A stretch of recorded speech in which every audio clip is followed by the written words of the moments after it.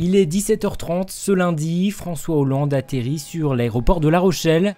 Visite présidentielle 3 jours après l'incendie qui a détruit la moitié de l'hôtel de ville. Le président de la République s'est rendu sur place, a salué le colonel Peuch, directeur des pompiers de Charente-Maritime, et a tenu à souligner la qualité de leur intervention pendant tout le week-end. Merci beaucoup pour ce que vous avez fait, surtout empêcher. Oui, parce que c'était ça qu'il fallait. François Hollande s'est ensuite rendu à l'intérieur de la mairie pour constater l'ampleur des dégâts, en compagnie du maire Maxime Bonneau et de la préfète de Charente-Maritime, Béatrice Abolivier. Et tout ça, vous l'avez monté dans les deux jours ?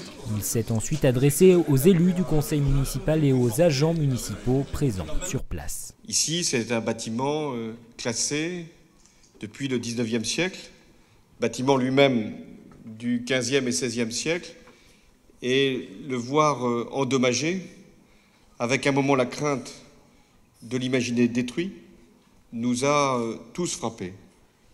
Et les Français ont eu conscience que ce n'était pas simplement l'hôtel de ville de La Rochelle qui pouvait se trouver ainsi menacé, mais un édifice de notre patrimoine national.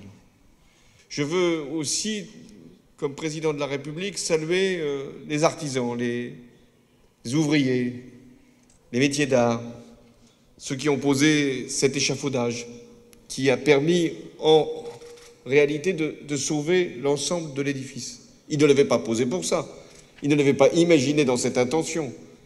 Mais en réalité, grâce à eux, grâce à ce travail, grâce à cet ouvrage, l'hôtel de ville est sauvé. François Hollande s'est ensuite rapproché des barrières pour saluer les quelques Rochelais présents avant de remonter dans sa voiture. Une visite express d'un peu moins d'1 heure pour rappeler la solidarité de la France envers La Rochelle. Il s'est aussi engagé à ce que l'État finance et reconstruise au plus vite l'hôtel de ville.